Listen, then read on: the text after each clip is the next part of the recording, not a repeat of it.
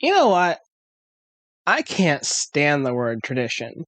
My mouth just doesn't wrap around it properly, and it always sounds weird or clunky when I say tradition. So I made an entire project around the change of Yule traditions into Christmas traditions because God's help me, I love torturing myself. Here we go!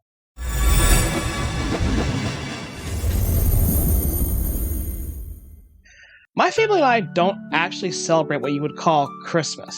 We celebrate Yule, so let's talk about the differences. Yule is a winter solstice festival that predates Christmas. In fact, many of the traditions that are associated with Christmas have older roots associated with Yule, but not in the way most people think. It's broadly misclaimed that the Christmas trees are pagan, for instance, but it's more complicated than that. Let's back up for a minute and I'll explain what it all means. Yule is a holiday typically celebrated between December 20th and 23rd by many different cultures across Northern Europe. The origin comes from Scandinavian countries, Norway, Sweden, Denmark, and Iceland.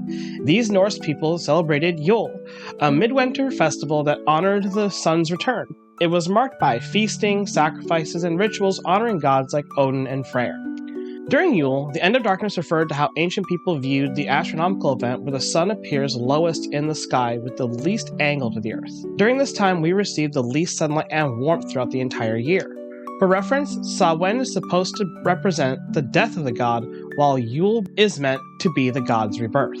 This is the belief that led to Christmas later being celebrated as the birth of Yeshua, or aka Jesus, despite biblical scholars noting his birthday as being somewhere in mid-March. Of course, this is primarily tied to agricultural cycles, as the returning light heralds the eventual revival of spring, the planting season, and new life. For many ancient communities, the return of the sun had very real and practical meaning during this time. Winter was associated with scarcity and hardship. Animals were either asleep or had migrated to warmer climates, meaning that permanent settlements rather than nomadic tribes had to survive a long trial before spring would come again. This is where the rebirth of the god became a prominent symbol even for early Christians. But why Odin? The Norse Allfather's association with Yule are well known and multifaceted. First, as the leader of the Wild Hunt, but also as a god of wisdom and magic. During this time, Odin was invoked by means of performing a blot or sacrifice of an animal, followed by a communal cooking and feasting. One of the most interesting connections between Odin and Yule is how he inspired the myth of Santa Claus, as he was a being well known for his generosity. The image of Odin riding Sleipnir, a horse with 8 legs, inspired the image of Santa Claus's sleigh with 8 reindeer.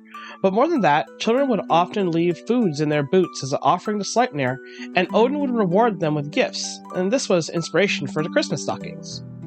He is known as a wise, all-knowing god who travels the world disguised as a wanderer, and sometimes even as a vulva, the Norse word for witch, as Odin was a practitioner of satyr magic. He is generous to those he deems worthy, rewarding them with gifts, knowledge, or blessings. This characteristic aligns with Santa Claus's role as a benevolent figure who rewards good behavior with gifts. Many depictions of the Allfather show him as a one-eyed old man with a long white beard, a wide-brimmed hat, and a cloak that bears some semblance to the traditional image of Santa Claus before he was turned into a big red marketing campaign for the Coca-Cola company. Santa, that is, not Odin. Oh my gosh, it's kind of like, with his eye winking like that, it's almost like how he only has one eye, I didn't really think about that at first, but I can see it. The only thing that would make me say otherwise is that classic depictions of Odin show him missing his right eye, while the Santa Claus adverts always have him winking with his left eye. So in some parts of Europe, particularly Germany, Santa Claus is called Weihnachtsmann, or Father Christmas, but in older traditions refer to him as Sinterklaas, derived from St. Nicholas. While St. Nicholas is a Christian saint, the blending of Odin's traits into local folklore helps shape this figure. In some interpretations, Santa's other names like Old Man Winter could echo Odin's role as a god of wisdom, storms, and transformation. Odin also had a role as a judge of humanity, determining who is worthy of wisdom or favor, and this parallels Santa's iconic naughty or nice list. It was believed that Odin was also a leader of the Wild Hunt, depicted riding his 8-legged steed Sleipnir, and wearing a cloak and a wide-brimmed hat, with his wolves Geri and Freki, and his ravens Hugin and Munin at his side. The Wild Hunt is a spectral procession of ghostly figures, deities, and supernatural beings that storms through the skies or across the land during the dark nights of winter, particularly around Yule. And though Odin is typically depicted as the leader in Norse mythology, in other religions and other regional deities or spirits may also be seen leading the Wild Hunt. and is said to be accompanied by the howling of wind, spectral hounds, and a cacophony of unearthly sounds. It is said to herald great change, sometimes as a portent of death, war, disaster, but also as a mystical reminder of the thin veil between the worlds of the living and the dead. Witnessing the wild hunt was thought to bring doom, though offerings left for hunters could invoke protection or blessings. Yule was a time to honor ancestors of the dead, and Odin's role as a psychopomp, a guide of souls, made him a central figure. He was seen as the bridge between the living and the dead, offering communication and connection during the liminal time of the solstice. I've personally speculated many times before that what ancient people saw as a host of otherworldly riders led by a great god on an 8-legged horse could have possibly been what we know as the Northern Lights. Many astronomical phenomena were attributed to gods, spirits, ghosts, or fairies, and the shifting veil of lights might have been perceived as the movement of a hunt by ancient Norse pagans. But I've also heard stories that someone in Alden actually witnessed the hunt personally, so I'm not sure what to make of that. Now, while the people of Alden aren't Norse, the Celts and the British Isles had their own solstice traditions tied to druidic practices, celebrating the rebirth of the Oak King, thought to be Cernunnos, and the triumph of light over darkness. The winter solstice is a time of transformation, the death of the old year and the rebirth of the sun. Odin's ever-changing nature, his sacrifices for wisdom, like hanging from Yggdrasil, and his role in ushering in new eras aligns closely with Yule's themes of renewal and rebirth. I will note here, however, that Odin hanging himself from Yggdrasil, the world tree, is not directly tied to Yule, so you don't have to feel guilty hanging an effigy of Santa from your conifer, but it still fits the theme of death and rebirth relating to both Norse myth and Yule. But on the myth of Odin and Yggdrasil, it is a story of death and rebirth. In the myth, Odin sacrificed himself by hanging on Yggdrasil for 9 days and nights to gain the wisdom of the runes. This act of self-sacrifice aligns with the themes of Yule, which celebrates the death of the old year, symbolized by the winter solstice, and the rebirth of light and life. He undergoes a symbolic death in order to emerge transformed. And Yule marking the winter solstice, the time when the sun is reborn after the longest night, mirroring the cycle of death and renewal in Odin's story. Yule often involves introspection and the idea of letting go of the past to make space for the new growth, much like Odin's self-sacrifice led to gaining a greater knowledge and power. And like how politics should be! And so Odin was an astral. That makes sense. The Aesir Odin was not the only Norse figure associated with this time of year, however. The Vanir god Freyr also had his part to play. Vanir gods are a race of deities responsible for wealth, fertility, and commerce. They were subordinate to the warlike Aesir, who suffered numerous defeats at the hands of the Vanir before declaring them as equal beings. As emissaries, the Vanir sent their gods Njord and Freyr to live with the Aesir. Freyr, or sometimes just called Frey, was associated with kingship, fertility, peace, prosperity, fair weather, and good harvest. His connection to the renewal of the earth after the long winter made him a central figure in Yule celebrations. Freyr is associated with light, warmth, and the sun as it relates to agriculture. His symbolic animal was the boar, which is where the idea of the traditional Christmas ham comes from. The winter solstice represents the rebirth of the sun and the sun goddess Sunna, and Freyr's influence ensures the return of this life-giving rays to nourish the earth. He was celebrated during Yule to ensure the continuation of the cycles and to welcoming the longer days. Sunna is the personification of the sun itself. Like Apollo in Greece, she would drive her chariot across the sky each day, and it was her job to illuminate the world, provide warmth, and mark the passage of time. Freyr depends on Sunna's light to fulfill his domain of growth and renewed life. Without her, Freyr's domain over agriculture would falter, although there's no actual surviving myth I could find explicitly linking Freyr and Sunna in direct interaction. Freyr's wife was the giantess Gerdur, and some say that Freyr's marriage to Gerdur symbolized the regeneration of the earth in the spring. Freyr represents the fertilizing heavens or sun, while Gerdur represents the earth, and winter, given that she was a frost giant. Before Christianity, Anglo-Saxons celebrated a festival called Yule that came from Norse Yule and later from which Yule was derived. This celebration included feasting, drinking, and honoring the gods, and corresponded more roughly to around December and January. In general, the deities remained the same as they were in Norse tradition, but they were angelicized versions. Odin became Woden, Freyr, now Frey, Sunna into Sun, and with a particular mention of the god Thunr, or Norse Thor.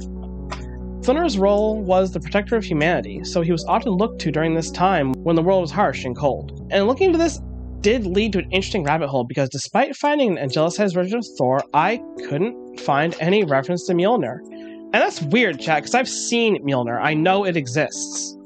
But Anglo-Saxons didn't have a name for it. The Kentish hammer is the oldest known hammer found in the 6th century Germanic world. but there's nothing indicating it was associated with thunder. There is a reference to Solomon and Saturn to Thunder's fiery axe, so maybe Thunder had an axe instead? Tangent, I know. I saw the word fire and went, oh, shiny. You know what else is shiny? That like button. No, seriously, it lights up when I tell you to like and subscribe to my content. Did you see it just now? Check it out. Comment shiny if you did. When Christianity spread to regions where Yule and similar midwinter festivals were celebrated, many of the existing pagan traditions were adapted and incorporated into Christmas celebrations. Now, this blending of customs was supposed to help ease the transition to Christianity by aligning familiar practices with new faith. But the bigger and more widespread Christianity became, the more these old practices were overwritten or outright replaced. Some of the more evident Yule customs that heavily influenced Christmas traditions, particularly in Scandinavia, Germany, and the British Isles, include the Yule log, feasting, and decorating with greenery. And if you've seen our Saturnalia episode, you'll find that several of these customs are mentioned by the people of Odin. So how about we look at some of these traditions, the Christian adaptation, and maybe how they've been incorporated into modern-day Christmas celebrations. The Yule log was burned during midwinter as a symbol of the sun's return and to invoke warmth, light, and protection for the household. It was often made from a large, carefully chosen tree. In some traditions, it was customary to seek the tree in a respectful and irreverent manner, asking permission from the spirits of the forest or the tree itself before cutting it down. The cutting of the tree was usually done at a specific, auspicious time, often on or just before the winter solstice. The log needed to be large enough to burn for several days, as the continuous fire symbolized protection, light, and warmth through the darkest time of the year. It was selected for its sturdiness and the ability to produce a slow, steady burn. Typically, this tree was hardwood, since harder woods burned for a longer time. The choice of the tree for the Yule log was not arbitrary. It carried deep symbolic meanings tied to the tree's characteristics, the family's intentions of the year, and the spiritual energies the log was believed to hold. Oak trees symbolized strength, endurance, and protections, and were associated with the god Thor. And in Celtic traditions, this became an offering to the Oak Father. Ash trees were another popular choice for Yule logs. Ashwood burns even when it's undried, as it has a naturally low moisture content. The symbolism of ashwood is that it's associated with the world tree Yggdrasil. Birch logs may have been burned as a symbolism of new beginnings and purification, but of course pine and fir trees or other types of evergreens have always been symbolic of the season due to their association with eternal life and resilience because they remained green even during harsh cold. In some communities, a portion of the previous year's Yule log was saved and used to light the new one. This ensured the continuous link between years, symbolizing the endurance of the household and its traditions. Around the 9th or 10th century, the burning of the Yule log became associated with the Nativity, by symbolically representing the warmth of the stable where Yeshua was born, with the burning log signifying the light and hope brought into the world by Christ's birth. Christians often interpreted the Yule log as a symbol of the warmth and comfort provided to the newborn baby in the manger. In modern times, Yule log evolved further into a decorative or culinary tradition, like the Buch de Noel, or Yule log cake, symbolizing festive cheer rather than religious or mystical themes. Even more than being used as Yule logs, evergreens like holly, ivy, and fir were used to decorate homes during Yule as symbols of eternal life, resilience, and protection against spirits of the wild hunt called Thurs during the darkest time of the year.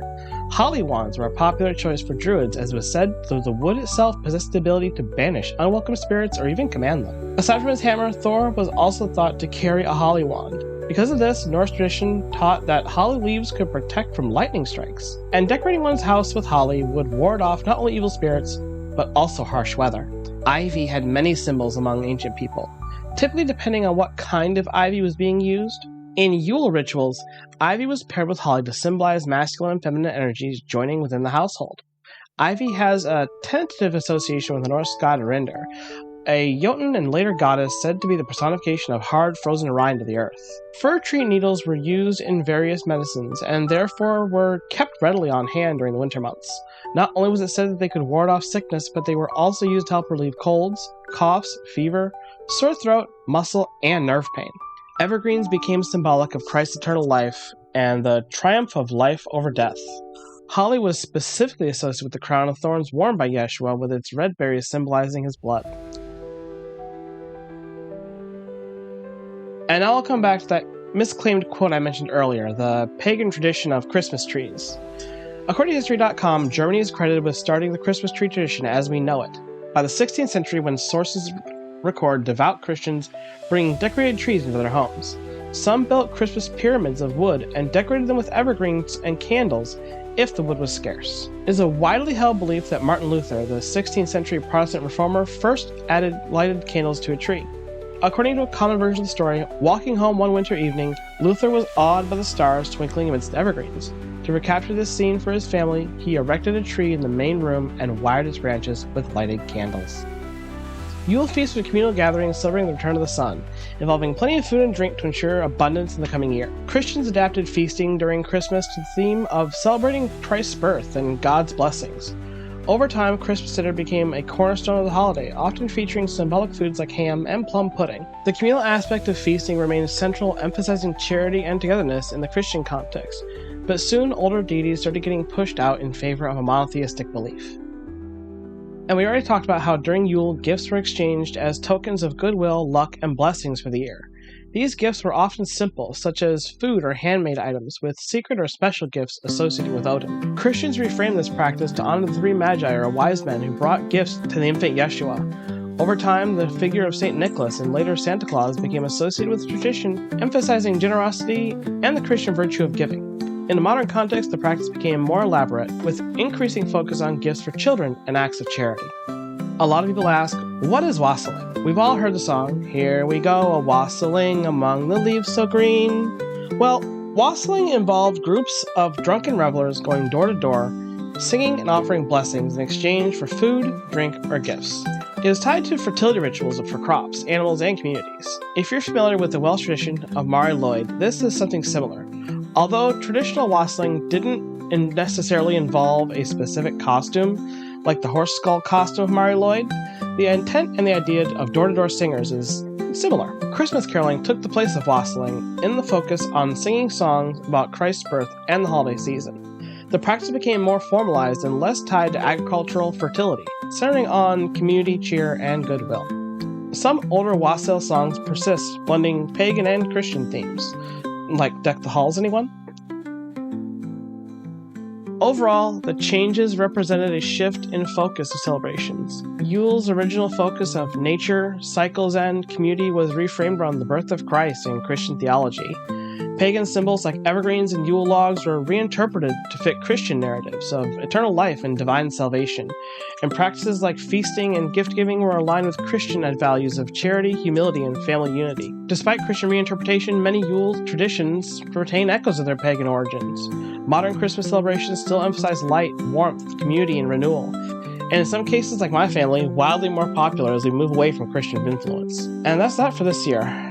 I hope you found this enjoyable, if not informative, and that you'll like, subscribe, and ring my bell for more videos like this coming up.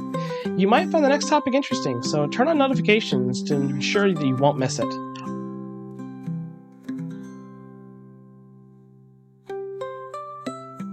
Art for this week is by Danang Kun. Danang is our channel's scene artist, and they captured this shot perfectly with Martin welcoming you, the viewer, a seat at their Yuletide table while Tim carves the roasted boar in honor of Freyr. Check the commission link in the description if you'd like to get some art done by Danang Kun this season. Maybe as a last-minute gift for someone on your list? Or if you'd like to gift us this holiday season, check out our Patreon page where you can read episode 5 in its entirety, as well as some of the older arts in coloring format, perfect for testing your art skills. Art for this channel wouldn't even be possible, however, without the help of our patrons.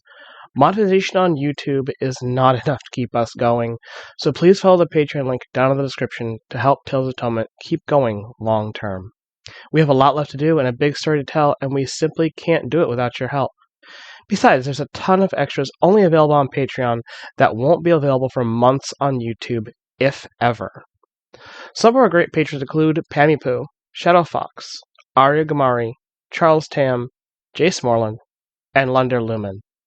Thank you all for watching and supporting our story.